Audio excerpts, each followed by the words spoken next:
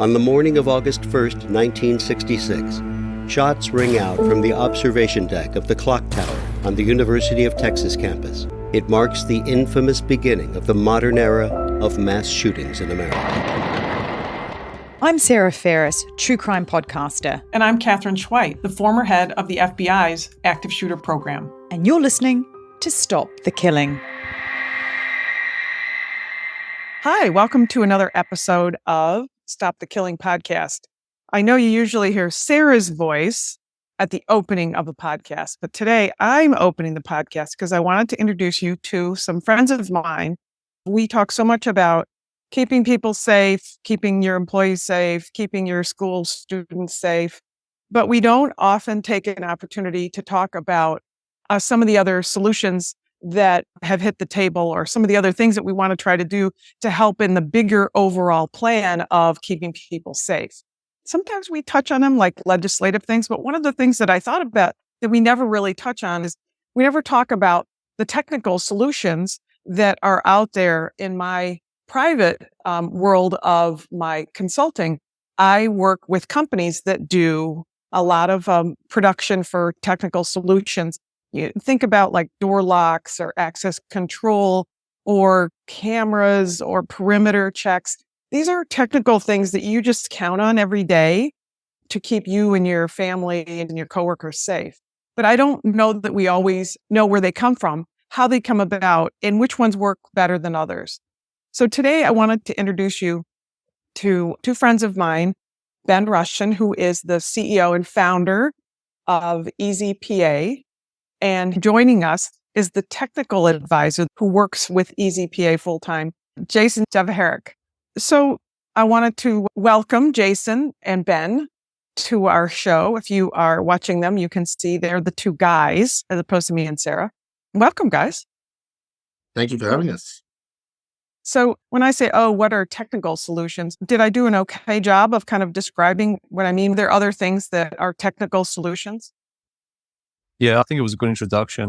You know, from our perspective, we built a solution that had a slightly different, original kind of aim. Then we realized when we started implementing our solution in the United States, we realized that there was a massive gap in the security side, which wasn't being filled.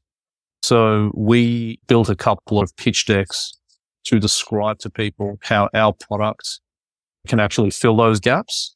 And that's how we've been promoting our product ever since, even though it wasn't originally built as a security product. That's how it's being used in schools at the moment. Interesting. And so probably this is a good time to pause and say, you'll notice that the people who are on with us today have a little bit stronger accents than Sarah.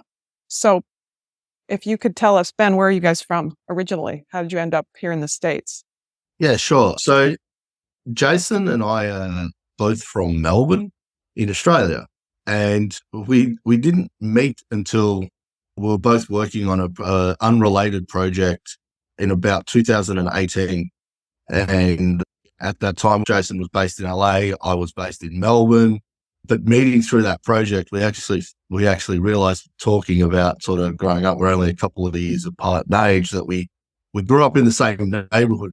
You know, there's some geographical synergy there from that point of view. And we've been working together since about the back end of 2018 on this project. Can you give us an overview, Ben, of what EZY is now and what it's come from then? So our company is a 40-year-old communication public address business. We specialize in public space communications and have done since about 81, 82.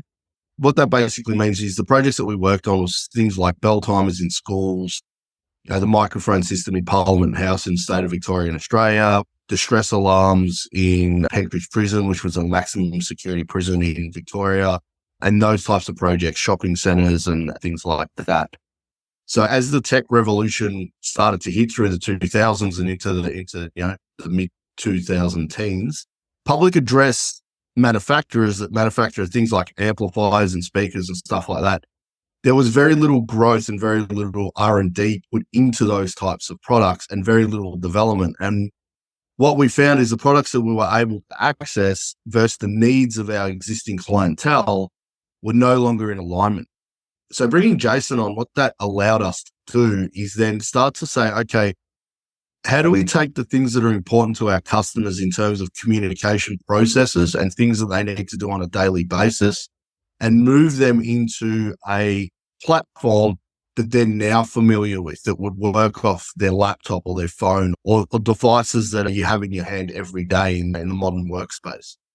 Could you kind of clarify, what does that mean to people who have kids in school? Yeah, where this thing crosses over into the safety and security space is that, as Ben was describing, the original product was designed as essentially a school scheduling system. So bells, timers, end of day, lunchtime, things of that nature. And the way it evolved into a security product was really, on the back of the fact that, Ben was mentioning there's not a lot of R&D done in the audio space. People's parents maybe had a record player at home, but the speakers and amplifiers from those systems are exactly the same from a technology perspective as what you can buy today. Those things are just essentially recycled products that just keep getting repackaged and resold under different brand names and sort of, in different scenarios. And so no one's really doing any new stuff. So what we wanted to do is, in a school or a public building, it's the same scenario. There's a bunch of equipment. It's usually in a closet somewhere in the building. And if you want to do an emergency announcement or if you want to do something, you generally have to go and find that closet, which could be half a mile away on a campus. And in an emergency situation, it's not efficient for somebody to have to first get to a certain location to find something that can tell people something's wrong. Ooh, got it. So this is Easy PA for Dummies over here with Sarah. So what I'm hearing is, so if I was in a school and there was some kind of emergency situation, I don't have to get to the office and go, quick, stick over the announcement that we need to evacuate now. There's some centralized system that does that. Correct. What EZPA does is it allows you to leverage that equipment that's in the closet and manipulate it and use it from your mobile phone or laptop or desktop. Got it. That is So you don't even have to be in the building. Yeah, you can do it remotely. We're using schools as as a good example here. The equipment that's existing in every school that's already built is often worth hundreds of thousands of dollars or more. And so if somebody builds a new system that's better, even if it's objectively better and everyone's like, oh, this is amazing and so on, if you're asking somebody to remove $200,000 or $300,000 worth of equipment and replace it with something else that's the same price, there's a barrier to entry from a financial perspective. A lot of schools rely on government grants to purchase a lot of equipment. And so the main thing that we wanted to do is to be able to add a product to what's already there. And it doesn't matter what's there. Our product integrates with any system that exists already. Therefore, they don't have to rip out what they've got. From a technology perspective, the way we built this thing was so that it could just be plugged into anything that's already there and used remotely, which we mentioned before. They're the two sort of key things that we thought would make a big difference. This is a technological solution for all kinds of communications things. So how did you move from the concept of what you were doing in PA, which I think of as public announce systems, and from when I was growing up, to where you are today? Why did you decide to do that? Just by way of background, we've been servicing the Victorian Education Department for the best part of 25 years and look after about 60 to 70% of their schools. The initial reason the product was developed and why we went down this path was customer need. And there was no solution out there that could meet their specific requirements when we talk about daily communication requirements in a school. And then what we looked at the feature set of the product was like, okay, if you're a school administrator, what's the most important things you need to do in terms of communicate on a daily basis? Well, you need to ring the bell, you need to be able to make announcements, you need to be able to evacuate the building, and then you might want to play music. So once we started to look at the feature set, we then started to say, okay, if we take it away from communications and public address and look at what everyone else is doing. What's the model that new products are getting up in that is going to be sustainable long into the future? And that was software-based, integratable type product. The build parameters were based around remote access and being able to connect to any type of hardware, as Jason mentioned, because that gave us the best opportunity to make the product available to a broader user base at a cost-effective point, as opposed to saying, hey, you need to change everything in your building to be able to benefit from this particular product. So we effectively solved the problem we had in our own product line, but that then opened up a huge range of opportunities for us, because it meant we were no longer a commodities hardware company where we was, buying and selling hardware things. We were now a software company that had a package that could be deployed anywhere in the world, and we could monitor it remotely and could be installed to anything. So that customer need and then solving their problem was at the heart of why we started this build. So you were in the Victorian school system for, say, 25 years. That's quite a long period of time. When we're looking at that safety aspect in particular, how have you seen the needs change? Did you see a rise in perhaps lockdown drills that hadn't been there before? So I guess to answer your question, Sarah, in terms of Australia, active shooter in schools is not a concern. In terms of when I say it's not a concern, it's something that, by the grace of God, Australia as a community has not had to deal with. We haven't had a situation like Sandy Hook or anything like that in Australia. So our technologies and the effort put into securing schools is done more on what issues are we going to have on a daily basis that are more common. Unfortunately, probably the biggest thing we get asked to assist with is creating security communication capabilities within the school grounds around parents who have, intervention orders against their children and not allowed to interact with their kids coming on campus. That's probably the biggest issue that we get asked to try and help resolve. How that usually takes shape, schools implement what's known as a dog whistle alarm. So what that means is they're able to play, say, a piece of music that all the teachers and all the staff will understand means something. So the teacher might hear that and just know to just walk over to the classroom door and lock. The office staff might know, okay, we need to call the police.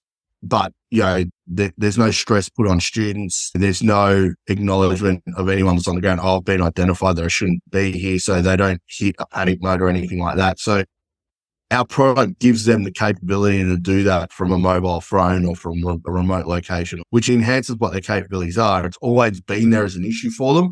This allows them to deal with it a lot quicker, from point of threat identification to communication going to the right people quicker than, as Jason mentioned earlier, running to the closet, pressing a button, and have all that time delay in that process. So it's just an enhancement of their emergency management systems and a tool that improves what they're already doing.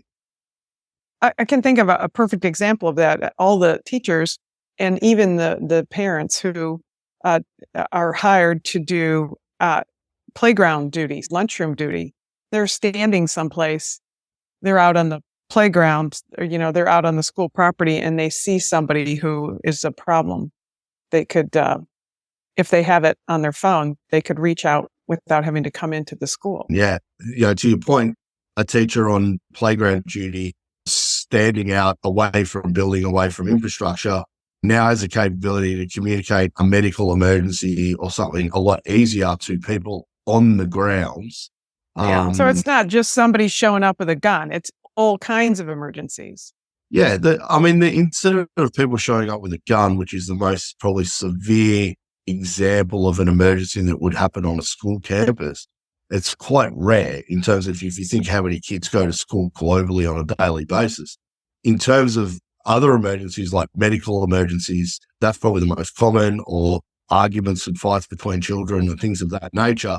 They're happening more on a daily basis. Teachers are dealing with, in their day-to-day lives more often. So being able to get other people in the building or in the space to understand that there's some sort of emergency going on quicker, and whatever plans they have for said emergency can occur a lot quicker than what it has done in the past.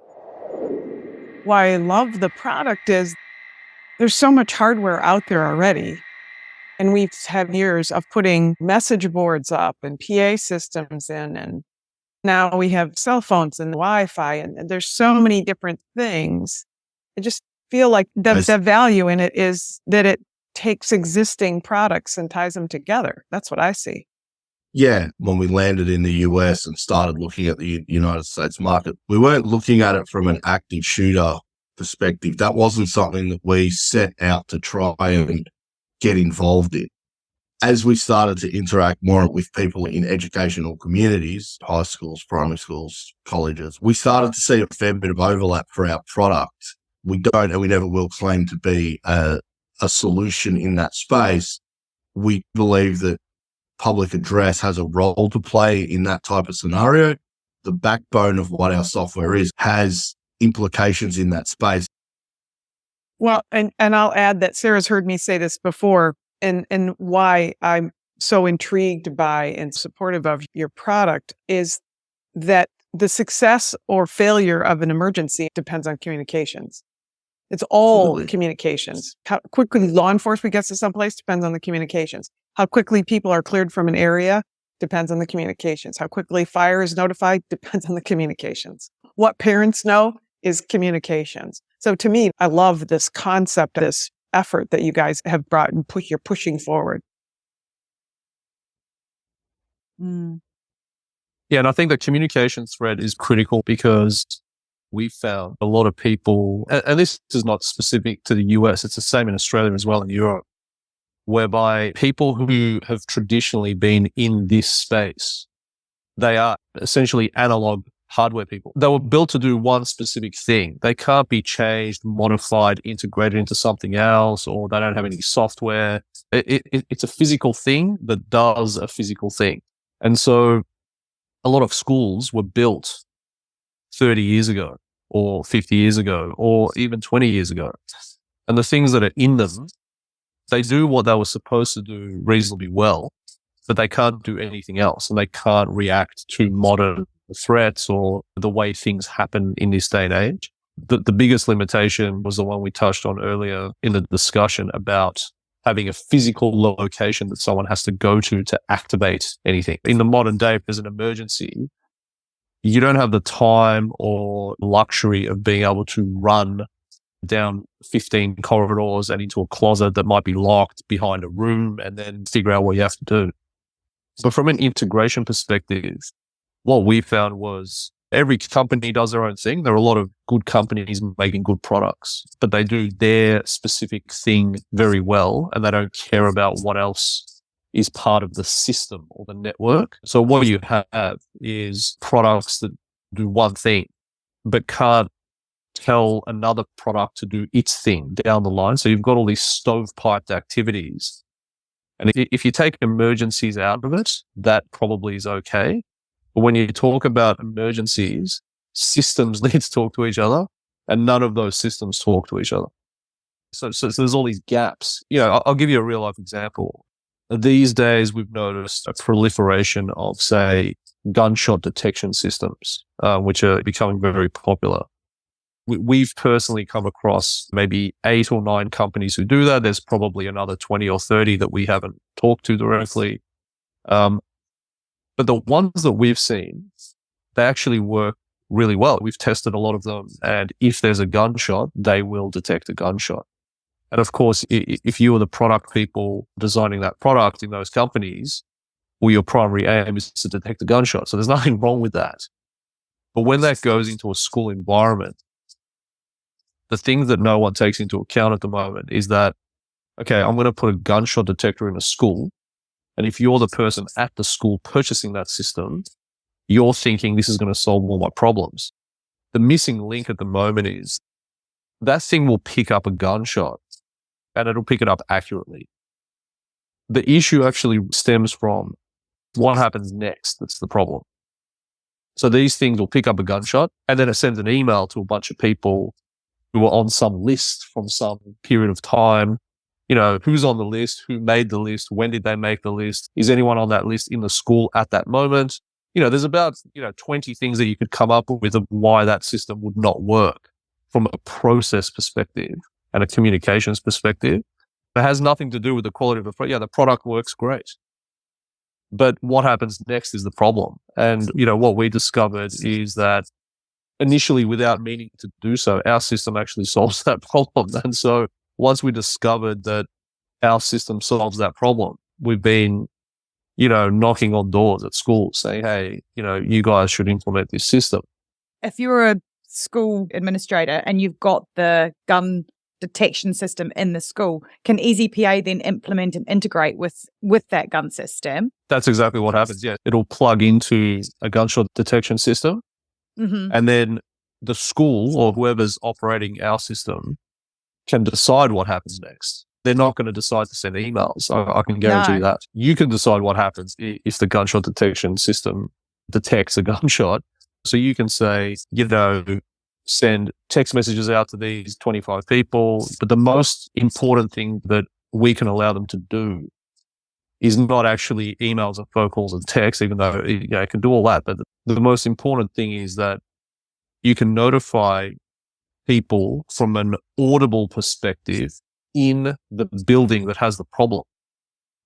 And so now you can say, hey, if there's a gunshot detected, now you can do whatever process they have for emergencies that they want to do. So that could be lockdown, it could be evacuation, you could do different zones. So you could say, if the gunshot that was detected on the west wing, lock down the west wing and evacuate the east wing. We don't tell them what to do. We just tell them that they can do anything that they want to do. So they can design what they want to happen next. And that's the important thing. It's taken me back to an episode we did at the very beginning of season 1, which was this episode called The Navy Yard. And in it, what happened was there was a shooter that came into like a massive conglomeration of buildings and somebody pulled the fire alarm. And so everybody evacuated like it was a fire, but because they didn't know what kind of emergency it was, some people walked into the aim of the shooter. So if I'm thinking about the system that you've got, am I right in saying that if that was the case, the system you could have set up so it would be nuanced to, this is not a fire alarm, this is a lockdown alarm? Absolutely. And you could do different things in different zones. The other interesting part about this when it comes to this example is that you can communicate into the building. Let's say in an active shooter scenario, the active shooter is in the building and they sort of lock themselves in the building, let's just say. And there might be, some people might have been evacuated, but there might be people that are locked in with the shooter. You can now remotely communicate into that building and into different zones.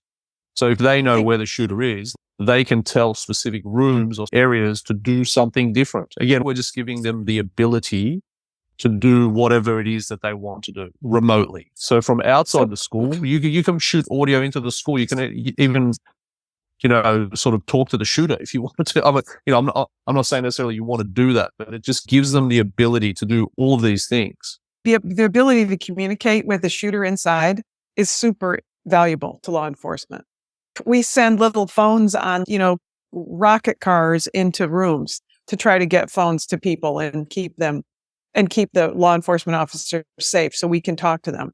So it's super valuable to be able to talk to somebody who's barricaded himself in a building.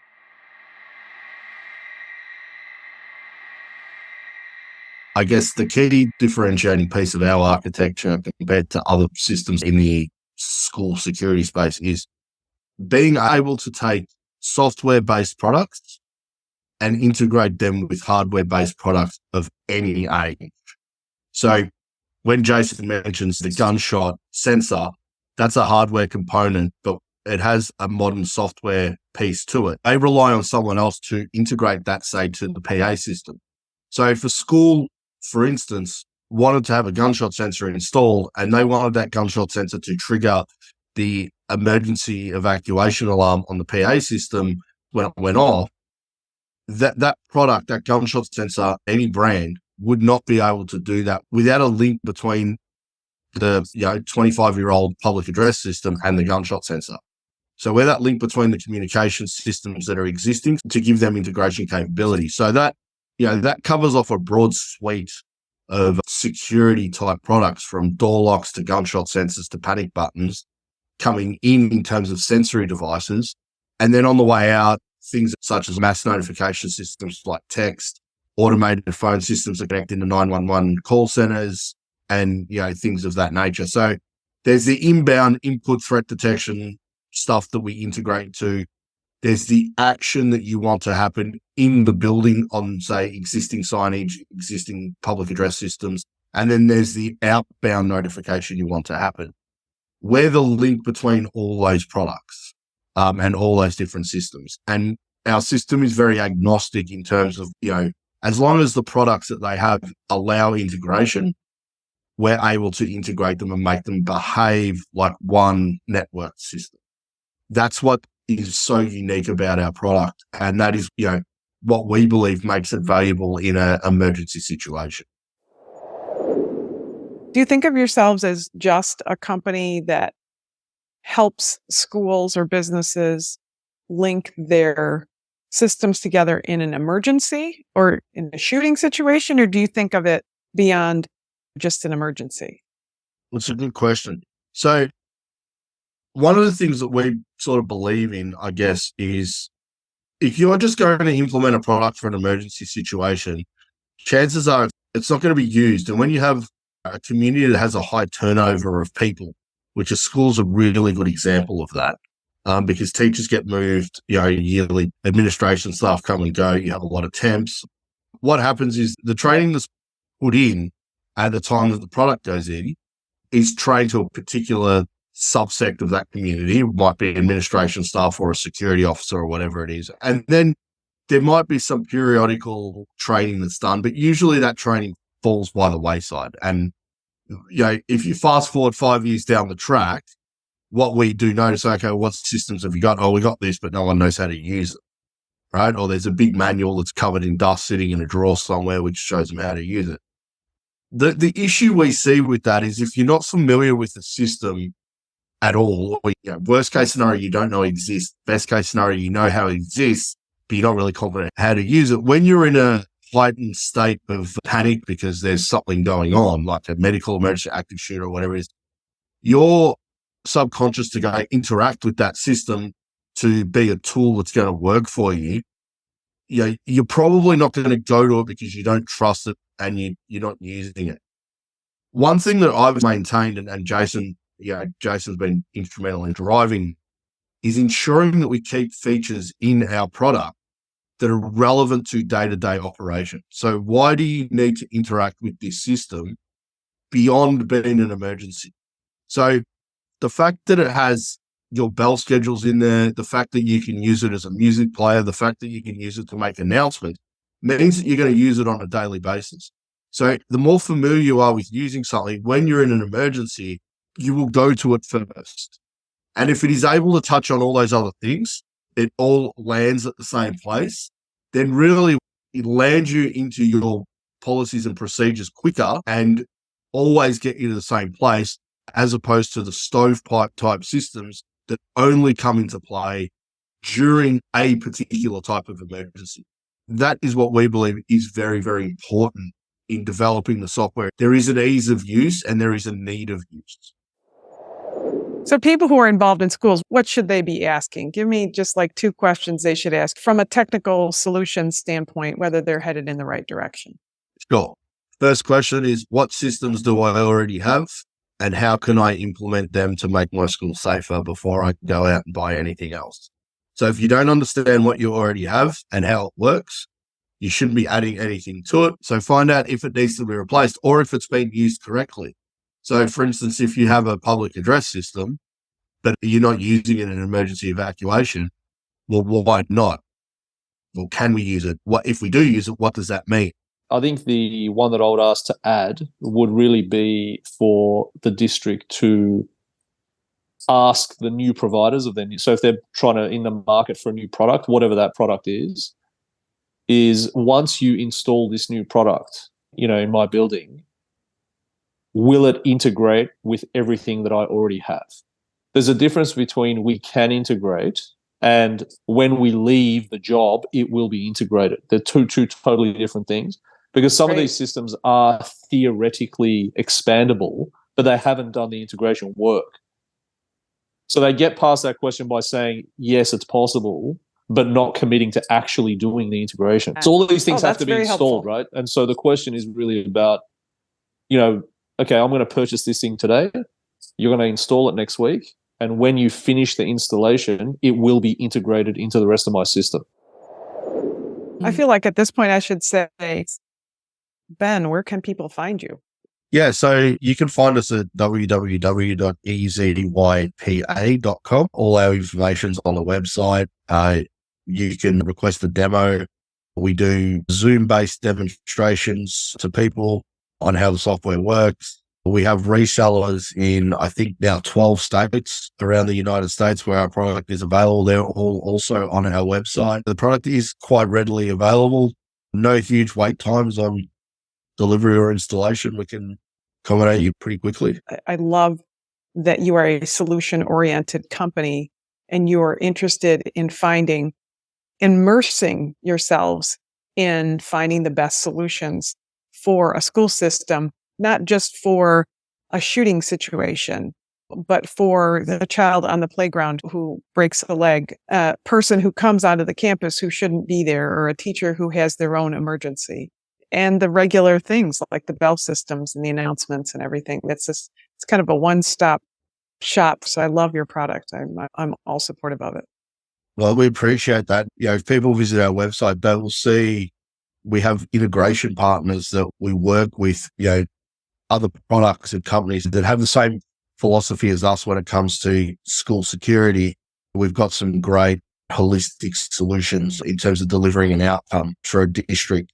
And those partnerships are very important to us because it shows there are other companies out there that do see things the right way. If districts are looking to work in this space, they do have people who want to help them and give them a custom turnkey solutions. And we don't have the answers across the board, but we have a role to play and we just want to play our role in that space. I love that. I'm so supportive of EZPA that if you reach out to me, I will connect you directly with Ben and Jason. They're a great company.